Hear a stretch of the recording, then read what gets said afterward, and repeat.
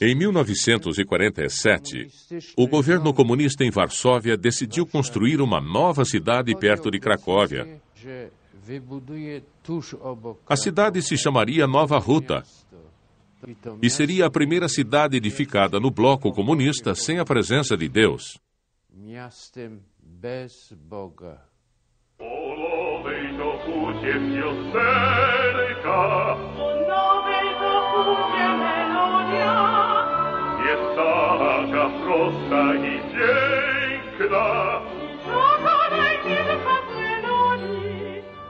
Se esperava que estas cidades se tornassem socialistas seculares, onde existiriam teatros, cinemas, centros culturais e nenhuma igreja.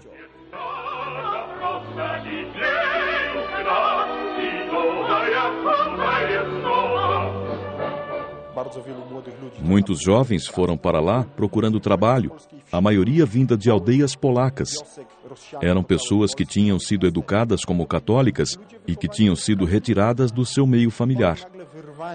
De início, desfrutaram da liberdade, do liberalismo popular e de todas as coisas que as autoridades promoviam.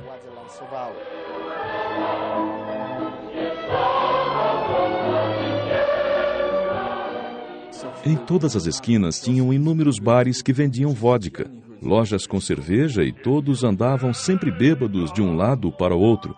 Os rapazes visitavam livremente as moças, muitas crianças nasceram desta mistura explosiva. Havia montes de pedra calcária, os meus amigos que trabalhavam lá me contaram que todos os dias eram retiradas pessoas feridas desses escombros. Nos diferentes bairros, grupos de trabalhadores discutiam uns com os outros e pelos mais ridículos motivos.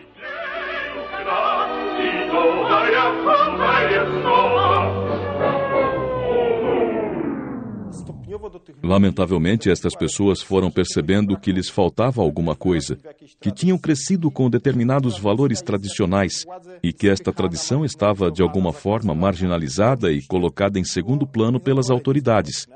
Isto provocou o descontentamento social, mas o descontentamento das pessoas foi reprimido durante o terror stalinista, quando em 1956, como resultado do denominado Outubro Polaco, começou o processo de desestalinização. Aconteceram algumas mudanças na liderança do Partido Comunista. O novo secretário-geral passou a ser Władysław Gomułka, que suportou uma enorme pressão para alterar a política oficial do partido em relação à igreja, que tinha ficado simbolizada pela prisão do cardeal Wyszynski, em 1953. A Igreja Católica na Polônia era a mais fortalecida na Europa Central e na do Leste. Por isso, o processo de ataque à Igreja foi feito de forma progressiva. Desde 1947, as autoridades começaram uma guerra oculta para minar a Igreja, o que depois, em 1950, se tornou um conflito aberto com a prisão de bispos e padres, a remoção da educação religiosa das escolas, o encerramento de instituições católicas, jornais, etc. O pico desta política aconteceu no período entre 1953 e 56, após a prisão do cardeal Wyszynski.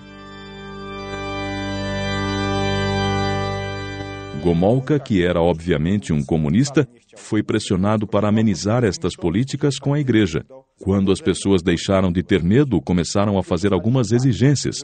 Diziam, por exemplo, que queriam ver construída uma igreja em Nova Huta. Começaram os protestos, fincando uma cruz nos terrenos de Nova Huta. Milhares de pessoas vieram visitá-la. Depois foram várias dezenas de milhares. Mas Gomułka chegou ao poder e as pessoas iam vê-lo em Varsóvia para lhe pedirem permissão para construir uma igreja. Ele concordou, mas apenas verbalmente.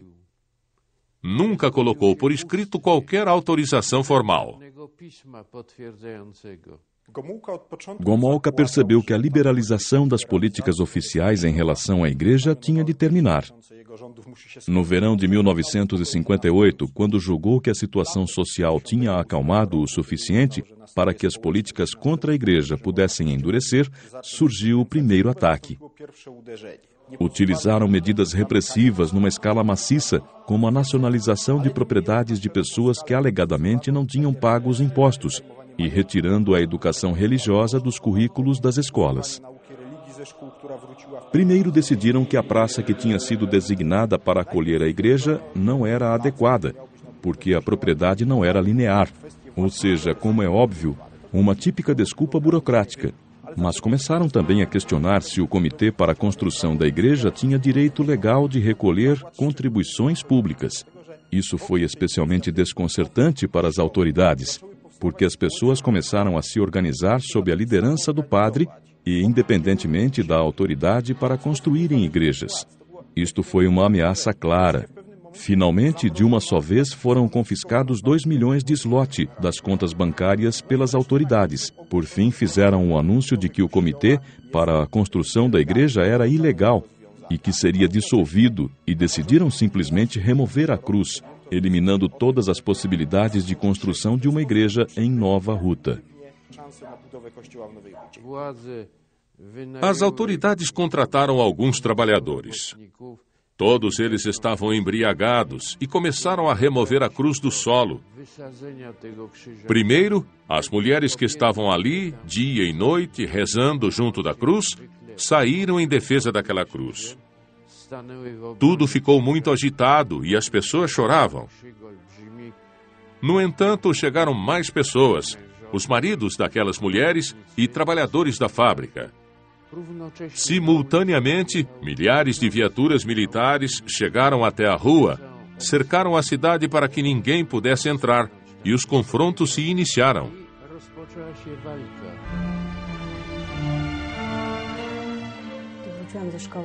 Quando voltei da escola, tinha 10 anos nessa época. Soube pela minha irmã que a nossa mãe estava na praça da igreja e que estavam havendo alguns problemas com a cruz. Deixei em casa os livros e fui ver minha mãe. Estava escuro e um cheiro esquisito se espalhou pelo ar. Então os nossos olhos se encheram de lágrimas imediatamente. Era gás lacrimogênio. Começamos todos a limpar os olhos e ouvimos disparos. E logo a seguir aos disparos, conseguimos ouvir pessoas cantando à distância. Mãe adorada, e depois, Deus que defendes a Polônia. E eu disse, vamos na direção dos cantos.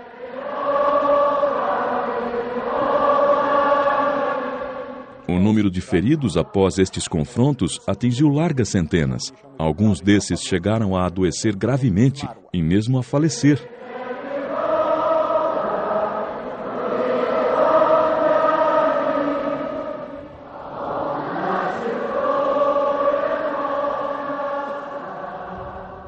Não sei se no século XX aconteceu outro acidente em que trabalhadores de um Estado socialista se manifestaram contra as autoridades em defesa de uma cruz.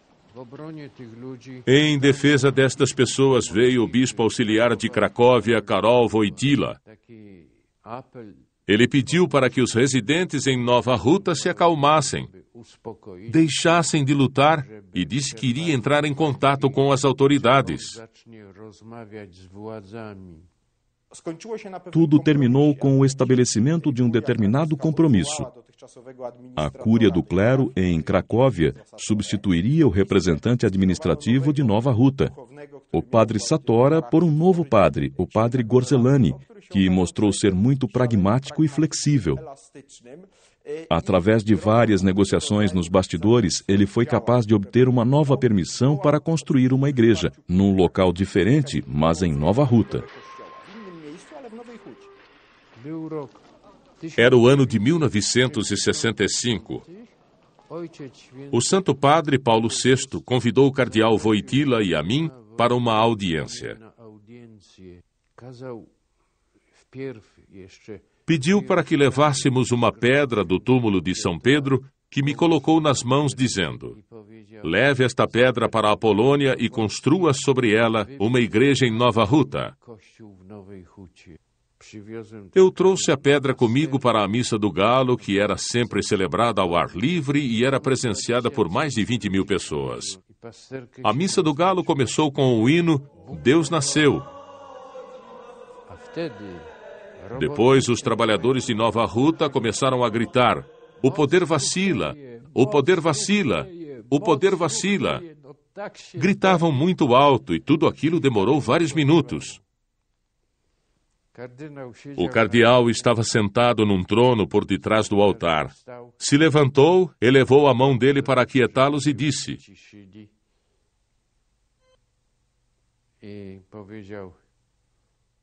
o poder vacila em Nova Ruta. A igreja será erguida aqui.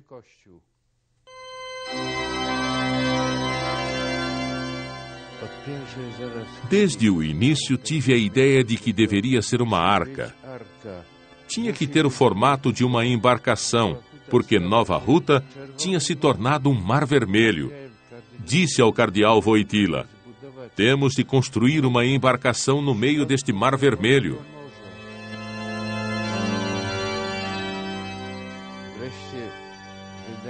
Finalmente concederam permissão não para construir uma igreja, mas sim para aumentar a capela existente. Era um pequeno pátio onde viviam algumas freiras que tomavam conta de crianças e no interior tinha uma pequena capela.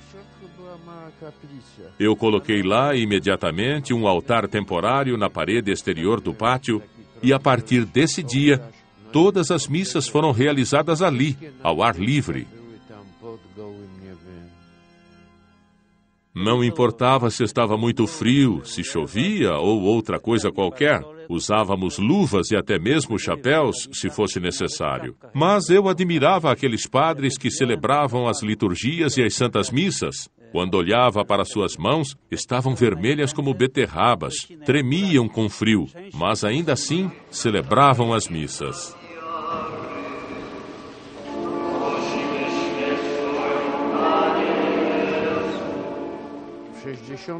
Em 1967, o cardeal Wojtyła nos visitou. Celebrou a missa, se afastou do altar, pegou numa picareta e, pela primeira vez, abriu o terreno em Nova Ruta. Eu segui seu exemplo e, depois de mim, assim fizeram todos os outros padres.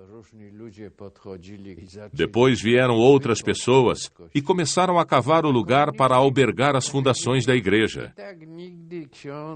Os comunistas diziam: nunca irão construir a igreja, de maneira alguma. Mesmo com a permissão, ainda precisam aprovar o projeto e ter os materiais de construção. E publicaram isto. Foram por todas as partes de Cracóvia, e mesmo fora de Cracóvia, informando a todos de que era ilegal vender, fosse o que fosse, ao padre Gorzelany.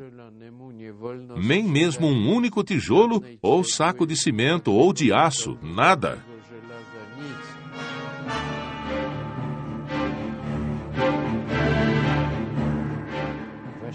No terreno, o trabalho prosseguia dia e noite.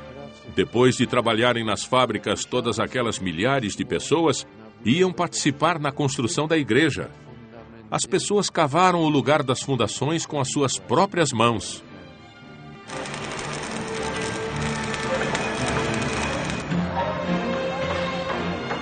Were you working at your normal job this morning? Yes, I work on a shift there and come here afterwards. Do you do that every day? Yes, nearly every day. And how long has that been going on? About 4 years. I do this without payment. It's an honorary job. In what sense honorary? For the church or for the state? For the church, of course. I'm a believer and we're building our church here. Havia milhares desses voluntários. As pessoas vinham ajudar no trabalho, removendo pranchas de madeira, tirando pregos, misturando cimento e transportando materiais. Eu também ajudei no trabalho. É por isso que se pode, sem dúvida, afirmar que a igreja foi construída apenas com mãos vazias e com carrinhos de mão. Quando recebemos a mensagem de que a areia tinha sido entregue, que iriam começar a vir carros para entregar a areia, as pessoas começaram a se juntar e marcar presença. Muitas pessoas nos ajudaram para que pudesse existir uma igreja. Havia entre as pessoas uma enorme determinação. Só testemunhei isso uma vez em toda a minha vida. Não paro de dizer às pessoas o seguinte: quem está construindo esta igreja é a própria Mãe de Deus, e nós apenas a auxiliamos.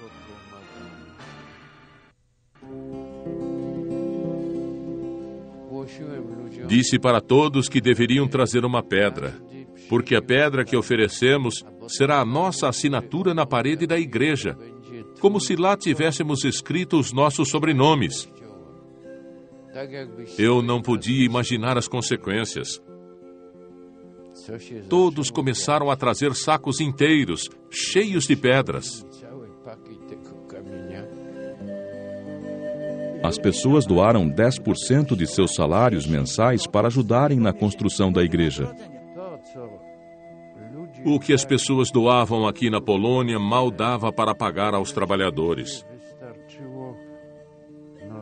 Mas todos os materiais de construção vieram do Ocidente. O aço foi produzido na Polônia, mas foi adquirido com o dinheiro deles. Foi o dólar que nos salvou. Todos os donativos oriundos de pessoas no Ocidente que foram recolhidos para a construção da igreja foram arrecadados pela Ajuda à Igreja que Sofre.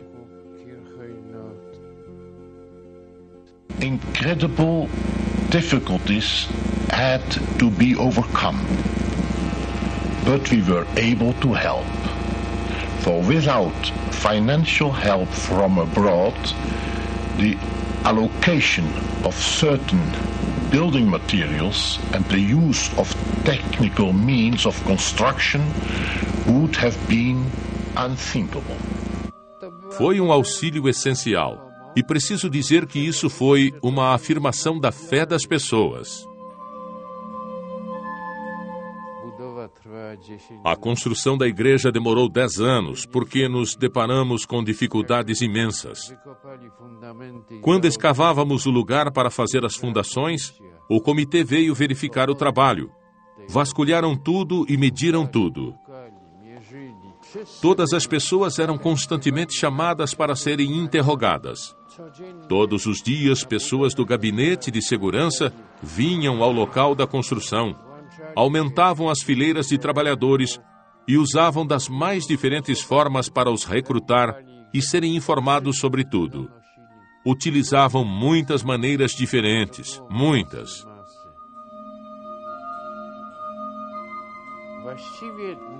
O melhor conselho que recebi foi o que me deu o cardeal Wyszynski. Ele me disse: o que quer que você faça, nunca fale sobre isso publicamente, porque se você fizer, será o seu fim. Eles mesmos ficavam surpreendidos e diziam: por que é que não ouvimos o padre falar do púlpito sobre o que estamos interrogando? E eu respondia: isto é de muito pouca importância, eu prego a palavra de Deus. E tudo o que pretenderem fazer comigo, podem contar com a minha plena colaboração. Estou à total disposição de vocês. Isto me salvou, e por isso ainda hoje rezo em agradecimento ao cardeal Wyszynski, porque soube me preparar bem.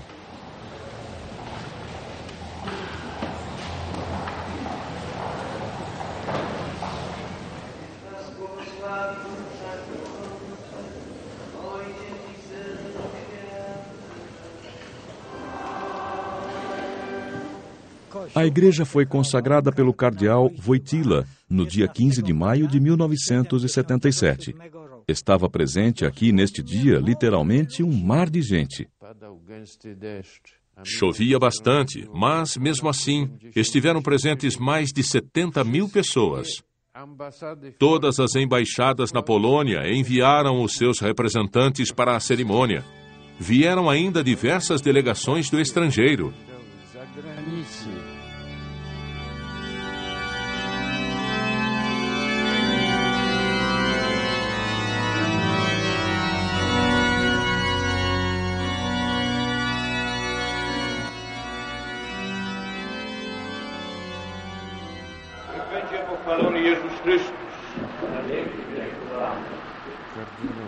O cardeal Wojtyła veio aqui consagrar a igreja. Um ano mais tarde, se tornou papa.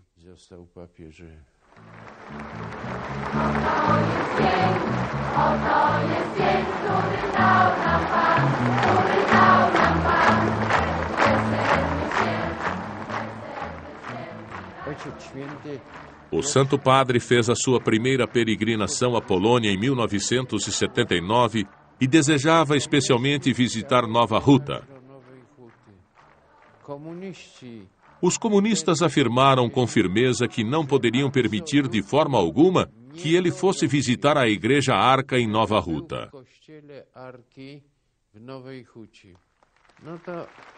Por isso, o episcopado negociou para que ele pudesse visitar o mosteiro cisterciense nas proximidades de Nova Huta.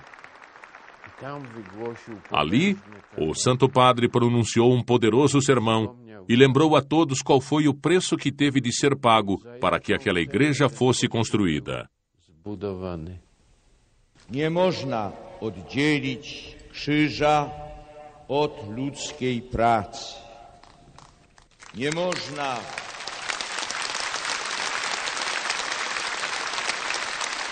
można oddzielić Chrystusa od ludzkiej pracy.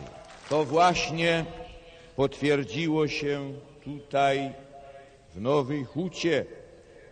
Hutnicy. To oni właśnie przynieśli z sobą ten nowy krzyż.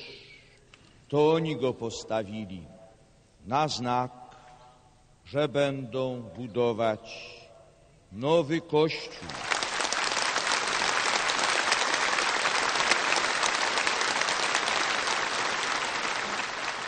Para Karol Wojtyła, Nova Huta foi um dos mais importantes terrenos pela conquista do lugar que ocupa a igreja na Polônia, ou até mesmo em toda a Europa Central e do Leste, que foi governada por comunistas.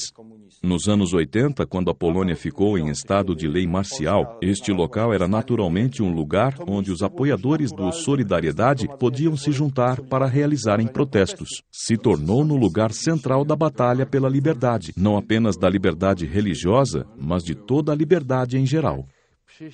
Quando Jaruzelski declarou a lei marcial, começaram uma cruzada de batalha contra Nossa Senhora de Fátima, porque diziam que a Santa Mãe era anticomunista. E lá as celebrações marianas são realizadas todos os dias 13 de cada mês, entre maio e outubro. Participavam sempre mais de 20 mil pessoas naquelas celebrações. Os comunistas cercavam a igreja. Centenas de viaturas vinham carregadas com militares com a designada Ormo armada. Disparavam sobre a igreja e até entravam lá dentro e lançavam gás lacrimogênio. O gás era tão forte que ninguém conseguia suportar. As pessoas, em vez de lerem as orações do livro, só faziam chorar.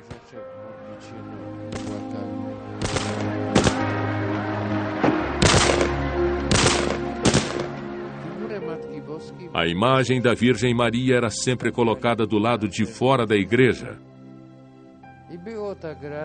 Uma vez, no dia 13 de março de 1982, começaram a disparar sobre aquela imagem.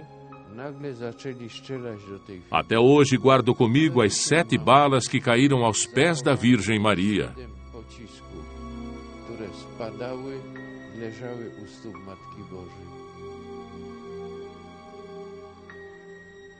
Todas as balas que foram disparadas contra a imagem caíram aos pés da Santa Virgem Maria. Nenhuma delas a atingiu. Olhando para trás, é difícil imaginar que esta cidade alguma vez tenha vivido tamanho pesadelo. É absolutamente incrível que este tipo de coisa tenha acontecido na Polônia. Aqueles militares também incendiaram carros e bombardearam as pessoas com jatos de água. E nenhum deles sabia o significado das palavras "tenham piedade de nós". Só sabiam nos agredir. Muitas vezes agrediam mesmo crianças. Atiraram no Wolozyk, ali mesmo, na frente da igreja. Naquele lugar foi colocada uma estátua de Bogodan Wolozyk, no preciso local onde ele foi morto.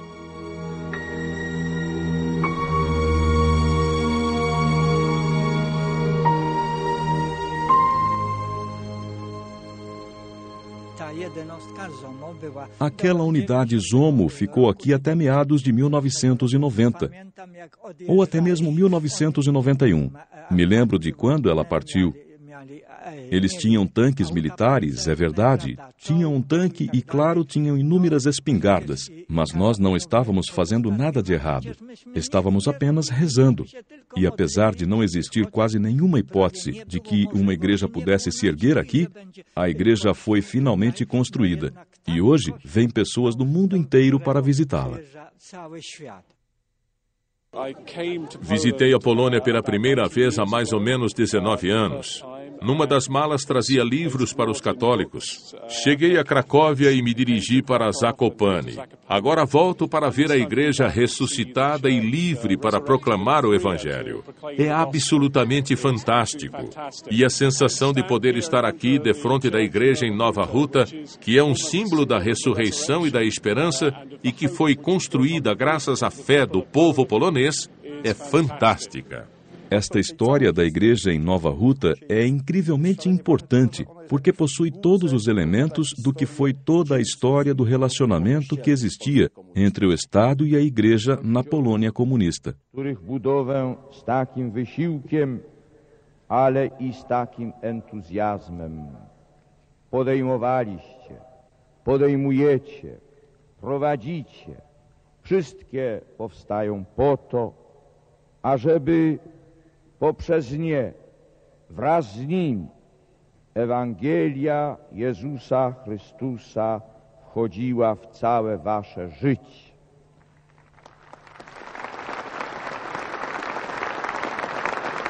Krzyż trwa, choć zmienia się świat.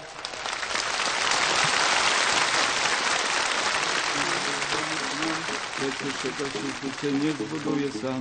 Do nas przyjdź jeszcze zaraz dziś, by zwyciężył w Nowej Hucie Chrystusa krzyż. Do nas przyjdź jeszcze zaraz dziś, by zwyciężył w Nowej Hucie Chrystusa krzyż. W trudzie budujemy pośród różnych przeciwności miejsce, gdzie będziemy uczyć ludzi prawdy i miłości. W Nowej Hucie już niebawem pierwszy kościół stanie dla królowej Polski naszej jasnogórskiej pani. A więc jeździć chłopak klawy lub babka morowa, do nas przyjdź i razem z nami innych też przyprowadź. Razem zbudujemy w Hucie najpiękniejszy kościół przeciw kłamstwom, przeciw krzywdom, przeciw ludzkim złościom.